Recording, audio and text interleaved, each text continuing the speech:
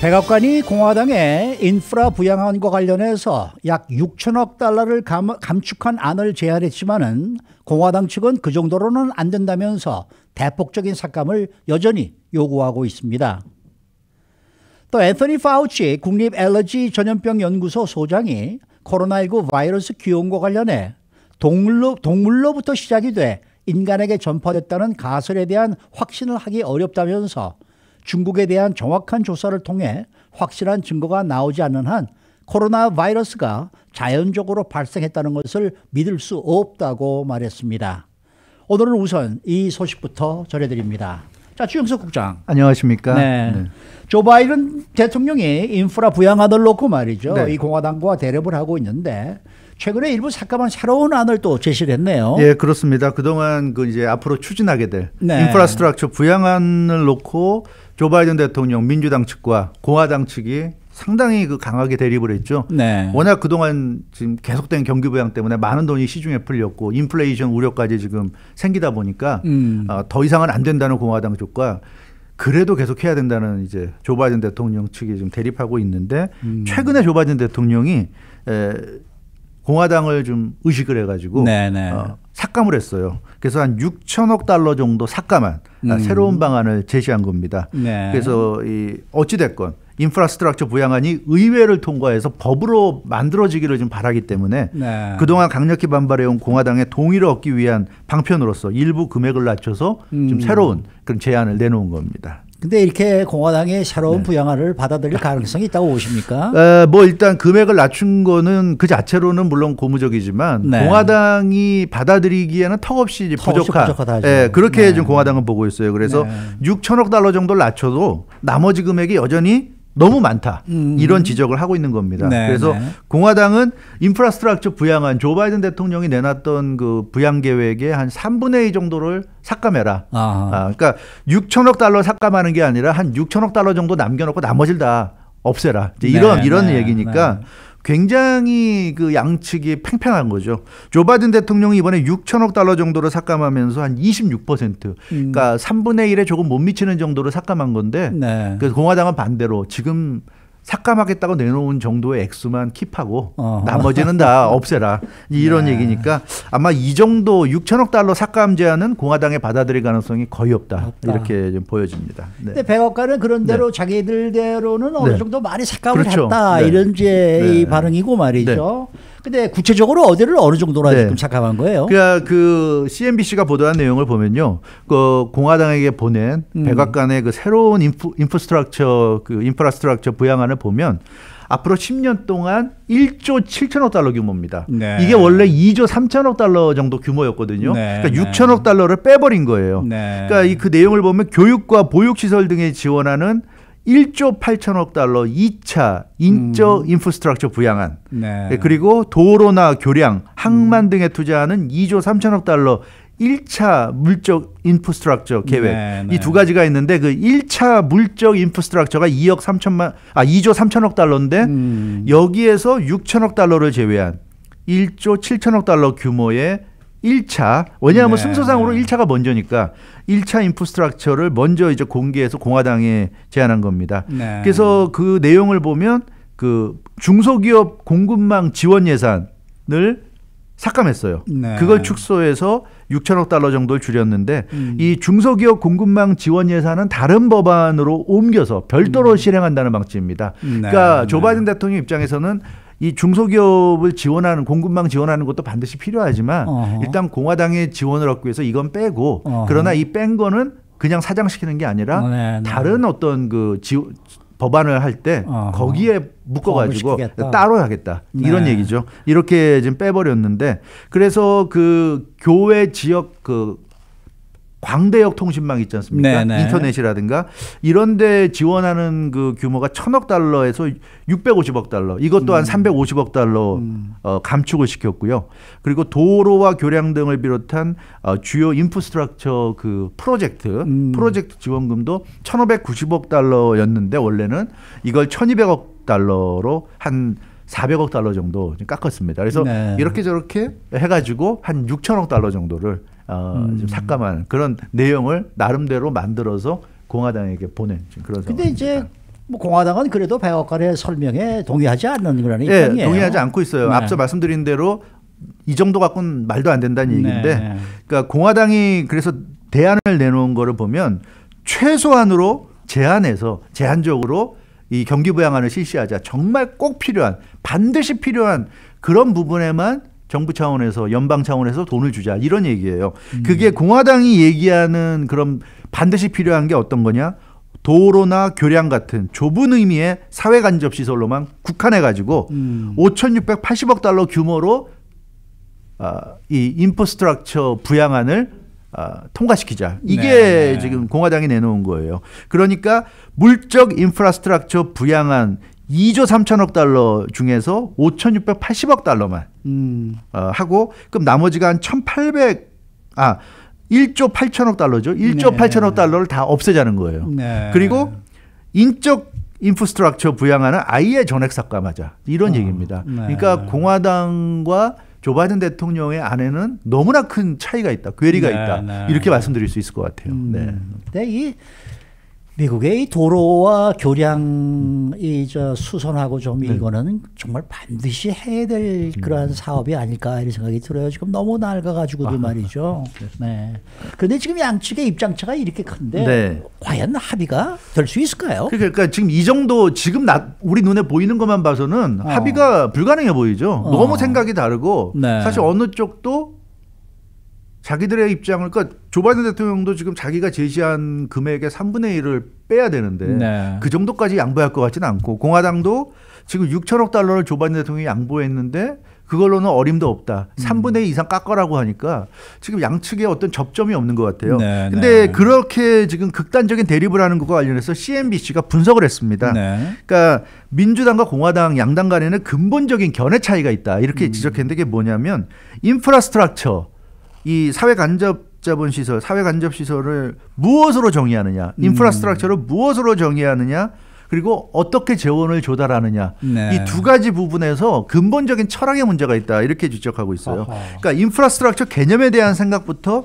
양측이 전혀 다르다고 그럽니다. 네, 네. 그러니까 이 공화당은 전통적인 의미의 인프라스트럭처만 생각한다. 앞서 말씀하신 뭐 도로나 교량 이런 그 사회 간접 자본 시설의 그런 어떤 이 전통적인 의미의 인프라스트럭처라고 생각하지, 바이든 대통령이 얘기하는 무슨 인적 인프라스트럭처, 그게 뭐 말장난이지 않느냐. 인프라스트럭처라는 게 우리 눈에 보이는 그런 명확한 물적인 거지, 무슨 인적인 인프라스트럭처라는 그거는 아니다. 이게 이제 공화당의 생각이고요. 그래서 너무 그렇게 방만하게 네, 부양안을 네. 해서는 안 된다는 거고. 네. 그런데 이제 백악관이 생각하는 거는 시대가 달라졌고, 네. 우리가 언제까지 예전에 그 과거의 토목 시대적인 마인드만 가지고 도로나 교량만 생각하느냐, 이제 이런 얘기예요. 그래서 예를 들어서 백악관이 중시하는 게 이런 게 있죠. 노인 요양 서비스 지원, 이런 거는 굉장히 중요한 인프라스트럭처 부양안의 핵심이다, 이렇게 얘기하고 있어요. 그래서 네. 노인 요양 서비스 지원 항목은 단 한 푼도 깎을 수가 없다, 이렇게 얘기하고 있습니다. 네. 네, 그렇기 때문에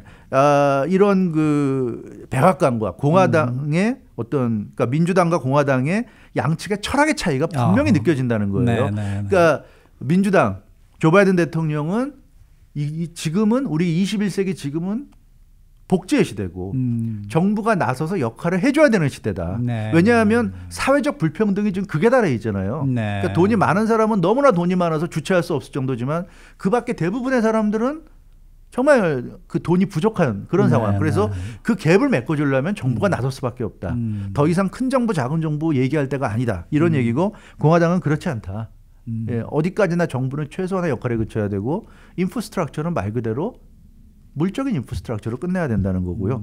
여기에 더해서 CNBC가 얘기한 재원 조달의 문제. 그러니까 미치 매코넬 공화당 상원 원내대표가 법인세를 극력히 반대, 법인세 인상을 극력히 반대했는데, 그러니까 결국은 법인세 인상 여부가 협상에서 어떤 타결을 할 수 있는 결정적인 차이다. 그러니까 네, 공화당이 네. 강력히 반대하는데 그 이면에는 인프라스트럭처 부양한 내용에도 불만이 있지만 더 큰 것은 법인세를 인상하는 거. 네, 여기에 네. 대한 불만이 아주 팽배하기 때문에 이렇게 반대하는 거고, 만약에 법인세 인상에서 공화당의 얘기를 들어준다면 인프라스트럭처 부양안에서도 공화당이 좀 전향적인 자세로 나설 가능성도 있다. 뭐 이런 얘기도 지금 나오고 있어요. 그래서 미치 매코넬 상원 원내대표가 뭐라고 얘기했냐면 인프스트럭처 부양안에 법인세 인상안이 포함되면 공화당은 단 한 명도 찬성하지 않을 것이다. 전원이 반대할 것이다. 으름장을 놨고요. 그래서 CNBC도 이렇게 얘기하고 있습니다. 공화당 입장에서 절대로 물러설 수 없는 레드라인. 레드라인은 다른 게 아니라 바로 법인세 인상이다. 법인세 인상 때문에 인프스트럭처도 절대로 받아들일 수 없다. 이렇게 지금 나서고 있다는 건데 이 부분에 대해서 과연 조 바이든 대통령이 어떻게 할는지. 지금 뭐 제니 옐런 재무부 장관이 그래서 법인세를 인상을 하되 인상 율을 당초 얘기했던 것보다 조금 낮춰서 얘기를 했어요. 그러니까 23%였나요? 그 정도였는데 그걸 좀 더 낮출 수 있다. 그런 식으로 얘기했는데 그래서 법인세 인상도 조 바이든 행정부와 공화당 사이에서 어떤 접점을 찾을 수 있을런지. 아마 법인세 인상을 아예 없는 일로 한다는 거는 말이 안 될 것 같고요. 그렇게는 조 바이든 행정부도 할 수 없을 거고, 그러니까 지금보다 많이 낮춰서 법인세를 인상하는 거. 그럼 공화당도 완전히 없던 일로 하기는 현실적으로 좀 어려우니까, 그러면 최대한 낮춰서. 그러면 공화당이 상당한 역할을 한 셈이니까 기업들한테 할 말이 있지 않습니까? 그럼 그런 쪽에서 뭐 타협이 있을 수도 있지 않을까 싶은데, 그러나 이제 공화당은 최대한 낮추려고 할 것이고, 민주당은 그래도 최대한 유지하면서 통과시키려고 할 것이기 때문에 이게 좀 쉽지 않은 싸움을 양측이 벌이고 있다 이렇게 볼 수 있을 것 같습니다. 자, 다음 소식입니다. 앤서니 파우치 소장이 코로나19 바이러스 기원과 관련해서 아주 흥미로운 언급을 했다. 이런 소식인데요. 그렇습니다. 이 앤서니 파우치 소장이 최근에 언론 초청 행사죠. 뭐 한국으로 치면 무슨 관훈 클럽 초청 클럽 같은 뭐 그런 느낌인데 포인터 이벤트입니다. 포인터 이벤트에서 매우 의미심장한 발언을 해서 화제가 되고 있어요. 그러니까 이 코로나19 기원에 대한 조사가 필요하다. 이런 얘기를 했어요. 그러니까 인류 전체를 엄청난 위험, 자칫 파멸의 위험으로까지 몰아넣었던 이 코로나19. 이게 과연 자연 발생적으로 생긴 건지 정확히 검사해서 우리가 확인해 보자. 이런 얘기예요. 근데 이 발언이 의미가 있는 게 앤서니 파우치 소장이 이 얘기하면서 뭐라고 그랬냐면 자기는 지금 코로나19 바이러스가 자연 발생적으로 생겼는지 확신을 못 하겠다. 이런 얘기를 했어요. 그래서 지금까지 나온 자료만 가지고는 확신을 할 수 없기 때문에 좀 더 정확한 조사를 통해서 확신할 수 있을 만큼의 우리가 좀 자료, 근거를 가져야 되겠다. 이런 얘기를 해서 굉장히 좀 화제가 되고 있습니다. 지금 앤서니 파우치 소장은 사실 그동안에 코로나19 기원에 대해서는 상당히 좀 신중한 입장 아니었습니까? 맞습니다. 그런데 이런 식으로 얘기를 하는 거 보면 좀 입장에 변화가 있는 것이 아닌가 이런 생각이 들기도 하네요. 맞아요. 이 앤서니 파우치 소장은 굉장히 신중했고요. 이 그 코로나19 기원에 대해서, 그러니까 한마디로 얘기해서 중국의 어떤 연구실에서 만들어진 게 아니냐 이런 것에 대해서는 음모론이라고 좀 배격을 했고요. 자기는 그건 인정하지 않는다. 자연에서 일어났다. 이런 식으로 계속 얘기했는데 이게 좀 바뀐 겁니다. 그러니까 이번 행사가 그 언론 초청 행사이기 때문에 기자들이 많은 질문을 했는데 한 기자가 직설적으로 질문했어요. 코로나19가 자연에서 발생한 바이러스라고 확신할 수 있느냐. 이렇게 질문했더니 앤서니 파우치 소장이 뭐라고 그랬냐면 No actually. 아니다. No라고 했습니다. I'm not convinced about that. 그러니까 나는 그 자연에서 발생했는지에 대해서는 자기는 컨빈스 되지 않았다. 자기는 확신할 수 없다. 이렇게 얘기했습니다. 그래서 누구도 코로나19 기원에 대해서 지금 잘 알지 못하고 있는데 그 여기에 대해서 코로나19가 어떻게 생겼는지를 알려면 그럼 정확하게 판단할 수 있는 근거가 있어야 되지 않느냐. 그렇겠죠. 그 부분에 대해서 우리가 자료를 갖기 위해서 중국에 대한 조사가 필요하다. 이렇게 얘기했어요. 그래서 이 처음 코로나19 바이러스가 생겨난 중국 우한에 대한 조사를 해야 한다. 이렇게 언급했고요. 물론 세계보건기구 WHO를 비롯해서 뭐 그동안 일부 전문가들에 의해서 우한에서도 조사가 이루어졌죠. 그 결과 뭐 박쥐 같은 일부 동물에 의해서 생겨났고 그게 이제 인간으로 전파됐다. 이런 결론이 나왔는데 앤서니 파우치 소장은 지금까지 우리가 확인할 수 있는 객관적으로 나타난 그런 자료만 가지고는 그런 주장을 받아들일 만큼의 어떤 확신이 없다. 이제 그런 얘기를 한 거죠. 이거 굉장히 중요한 얘기를 한 겁니다. 이 중국에 대한 조사가 공론화되기 시작한다 그러면 중국은 상당히 좀 입장이 난처해지겠어요. 난처해질 수밖에 없는 거죠. 그동안 중국은 계속 이런 주장을 배격했는데 이렇게 앤서니 파우치 소장 같은 인물이 대놓고 공식 석상에서 이런 얘기했다는 거 의미가 있고요. 그러니까 앤서니 파우치 소장의 주장은 그렇습니다. 지금까지 나온 객관적인 증거와 자료만으로는 동물에서 먼저 발생했고 그게 인간으로 전파됐다는 자연 발생설을 우리가 자신 있게 주장할 수가 없다. 네. 과학자라면 네. 그렇게 주장할 수 없다. 그냥 그렇게 주장할 만한 아주 명백한 증거가 지금 없다는 거예요. 네, 네. 그래서 다른 가설도 지금 얼마든지 주장할 수 있다 이런 얘기입니다. 그 가설이라는 것은 이제 우한의 연구소가 있잖아요. 바이러스 연구하는 연구소가 있는데 우한 연구소에서 배양됐을 가능성도 배제할 수 없다는 겁니다. 근데 뭐 아시다시피 이런 백신을 만들기 위해서는 바이러스에 대한 백신을 만들기 위해서는 사실은 연구소에서는 바이러스를 배양을 해요. 배양을 그렇겠죠. 해서 그렇게 만들어진 바이러스를 상대로 백신을 연구해서 효능이 있는 백신을 만들어내기 때문에 중국의 우한에 있는 연구소에서 바이러스를 배양하는 것까지는 사실 크게 문제될 건 없습니다. 근데 네. 어떤 경로로 해서 유출이 됐느냐 두 가지가 있잖아요. 실수로 유출됐을 수가 있고 아니면 고의적으로 풀었을 수도 있는데 이게 어떤 건지를 알아야 되겠다. 그래서 연구소에서 만들어졌다면 고의인지 실수인지를 알아야 될 것이고 연구소에서 만들어진 게 아니라 정말 자연 발생인 거라면 우한을 조사해서 충분히 우리가 그런 근거를 찾아낼 수 있을 것이라는 거예요. 네, 그러니까 그런 가능성 세 가지 가능성이죠. 자연 발생, 연구소에서 실수로 흘렸을 가능성, 연구소에서 고의로 흘렸을 가능성. 이 세 가지 중에 하나일 텐데 세 가지 중에 하나를 우리가 찾아내야 된다. 이게 지금 앤서니 파우치 소장의 얘기입니다. 그러니까 중대한 변화죠. 앤서니 파우치 소장이 연구소에서 만들어졌을 가능성을 지금 배제하지 않고 있는 겁니다. 네. 이건 굉장히 좀 큰 의미가 있는 것이고요. 그래서 과연 중국이 왜 이렇게 우한에 대한 조사를 못하게 막고 있는 건지 지금 이게 단순히 중국만의 문제가 아니잖아요 지금. 그렇죠. 네, 그런 차원에서는 좀 이 우한에 대한 그 조사를 받아들여야 될 것이고 그리고 이게 만약에 실수라면 그럼 뭐 중국의 책임을 그렇게 강하게 물을 수는 없어요. 다만 실수면 빨리 초기에 인정하고 이걸 오픈해서 그렇죠. 적극적으로 대응할 수 있게 했어야 됐는데 뭐 국가 위신이라든가 이런 거 생각해서 막았다고 한다면 뭐 도의적인 또 잘못된 정책 결정을 내린 데 대한 책임을 져야 되겠습니다만 실수라면 뭐 누구나 실수를 할 수 있는 거니까. 근데 뭐 만약에 고의로 유출했다.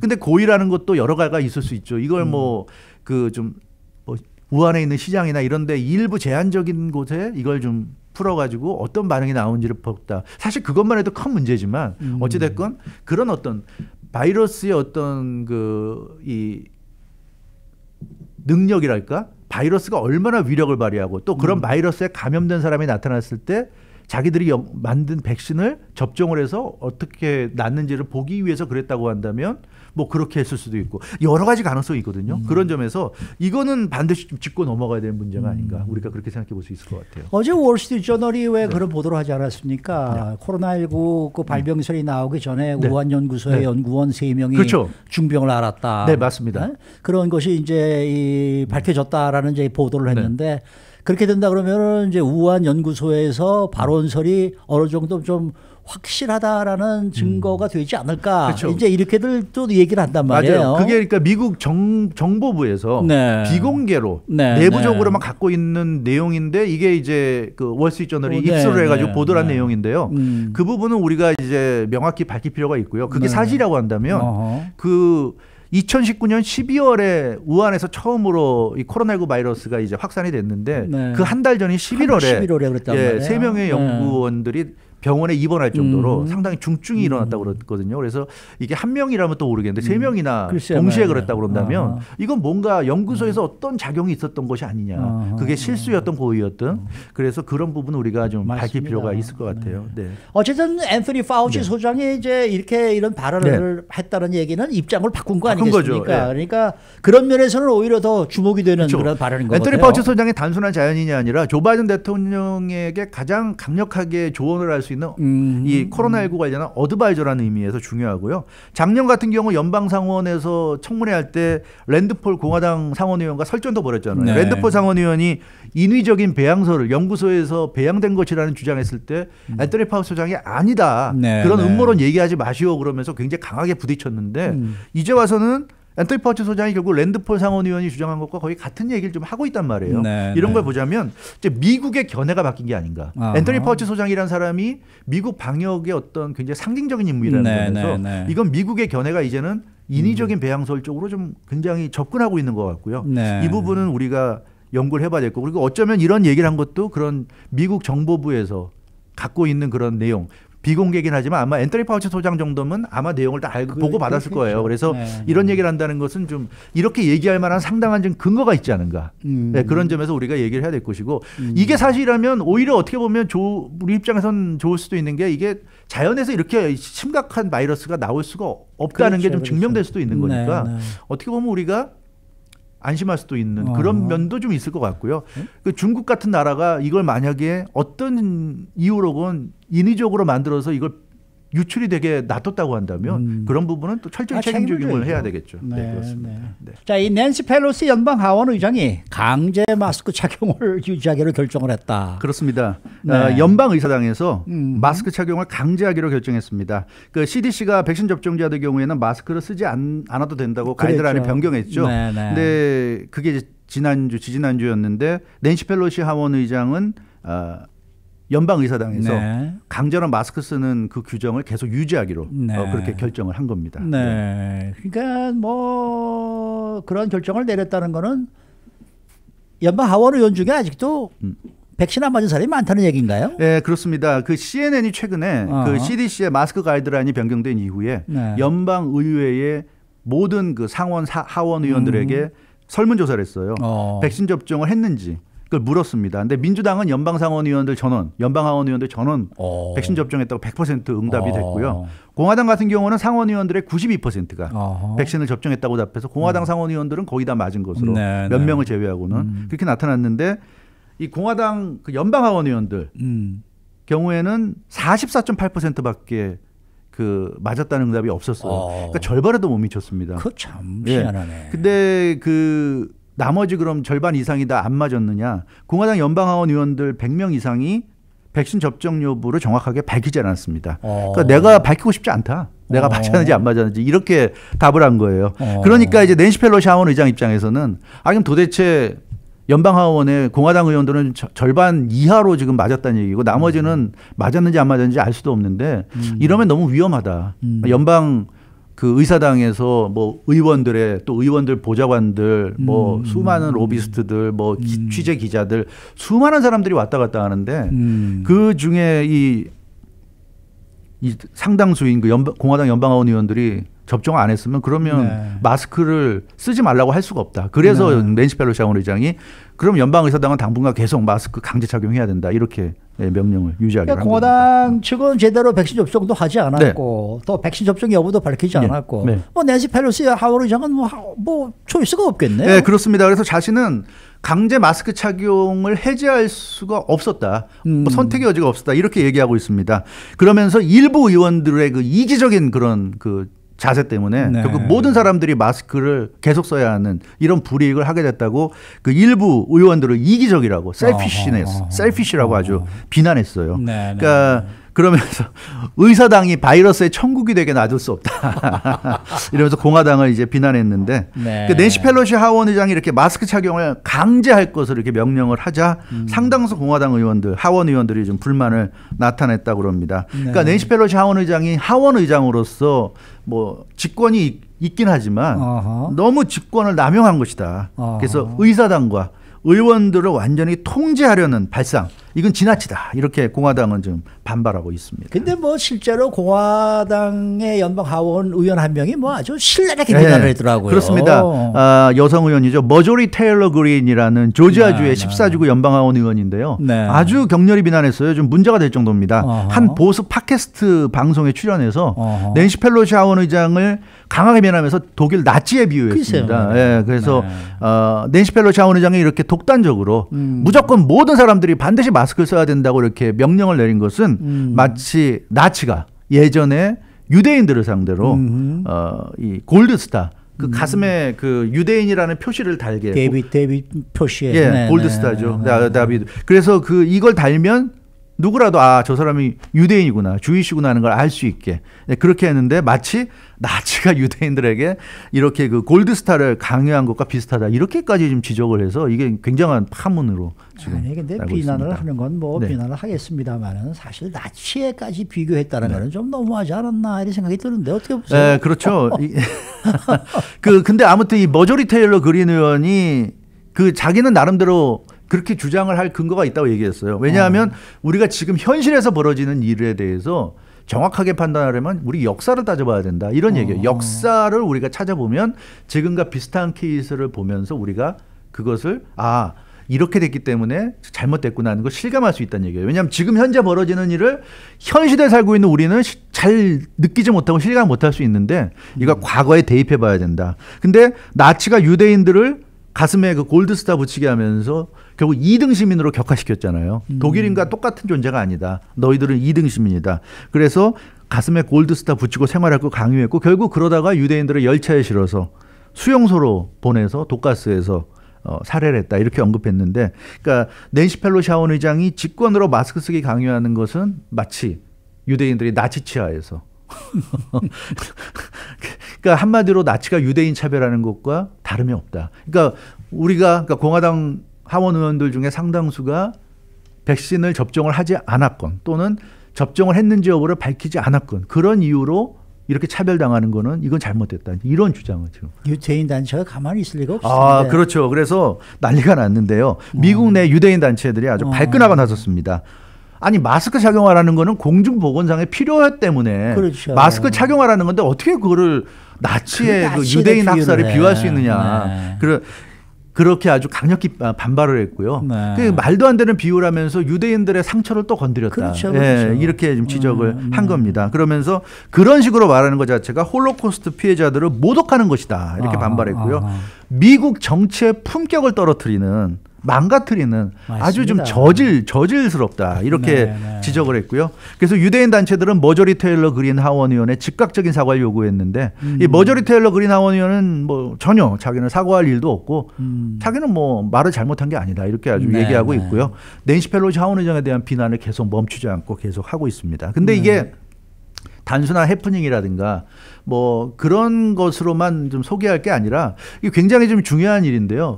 이게 앞으로 우리 사회에서 벌어질 수 있는 단면일 수 있어요. 그러니까 이게 뭐냐면 어떤 단체에서 또는 직장에서 이제 그 활동을 하는데 마스크를 써야 되느냐 벗어야 되느냐 관련한 논란이 생길 수 있어요. 낸시 펠로시 하원 의장 같이 뭐 회사 대표라든가 뭐 사장이나 이런 사람들이 결정을 해야 되는데 마스크를 벗고 일하자는 사람도 있을 수 있고 마스크를 쓰고 일하자는 사람도 있을 수 있는데 그런 상황에서 어떤 결정을 내렸을 때 조직원 내에서 다툼이 있을 수가 있는 거죠. 그런 것을 이번에 이 낸시 펠로시 하원 의장과 공화당 하원 의원의 대립에서 우리가 볼 수가 있는데요. 그래서 앞으로 이 미국 사회가 좀 걱정스러운 게 마스크를 둘러싼 그런 대립. 이 연방 의원들도 이렇게 대립하는데 일반 회사라든가 일반 조직이라든가 이런 데서도 충분히 그래서 CDC가 지금 계속 발표하잖아요. 마스크를 쓰는 게 부끄러운 일도 아니고 마스크 쓰는 것에 대해서 제발 시비 걸지 마라. 마스크를 안 써도 되는 자유를 준 거지 마스크를 쓰는 자유도 얼마든지 허용되는 것이니까 마스크 안 쓰는 사람들은 마스크 쓰는 사람들한테 뭐라고 하지 말라고 계속 지금 CDC가 얘기를 하고 있잖아요. 계속 어나운스를 하고 있어요. 그래서 이것도 굉장히 좀 우려되는 부분이다. 그러니까 마스크를 안 쓰는 사람들이 마스크 쓰는 사람들한테 시비 걸 가능성이 굉장히 좀 높지 않은가 이런 것도 지금 좀 근데 저는 말입니다. 민주당 의원들은 거의 100%가 백신을 맞았고 공화당 의원은 50%가 뭐 안 맞았다. 그거 좀 이상하지 않아요? 전 솔직히 이해가 안 돼요. 그러니까 안 맞았는지 몰라요. 왜냐하면 정확히 보면 물론 뭐 본인이 맞았는지 안 맞았는지 본인의 개인 프라이버시이기 때문에 글쎄, 알리고 싶지 않다는 건데 그 사람들 중에 얼마나 맞았는지 알 수는 없지만 아무튼 그렇습니다. 근데 이게 정말 프라이버시인지 왜냐하면 누가 맞았는지 안 맞았는지 알아야지. 알아야지 이게 뭐 우리가 흔히 얘기하는 집단 면역으로 갈 수 있는지 없는지 우리가 확인할 수 있잖아요. 근데 모든 개인이 자기의 프라이버시를 내세우면서 자기가 맞았는지 안 맞았는지를 확인을 안 해주면 그럼 뭐 우리는 할 수 있는 게 아무것도 없거든요. 그런 면에서 이 프라이버시도 중요하겠습니다만 이거는 좀 다른 차원이 아닌가 좀 그런 생각을 해볼 수밖에 없어요. 백신마저 정치에 의해서 맞고 안 맞고 결정되어진다는 것 자체가 상당히 좀 슬픕니다. 어떻게 보면은. 그렇죠. 수고 많으셨습니다. 주영석 국장이었습니다.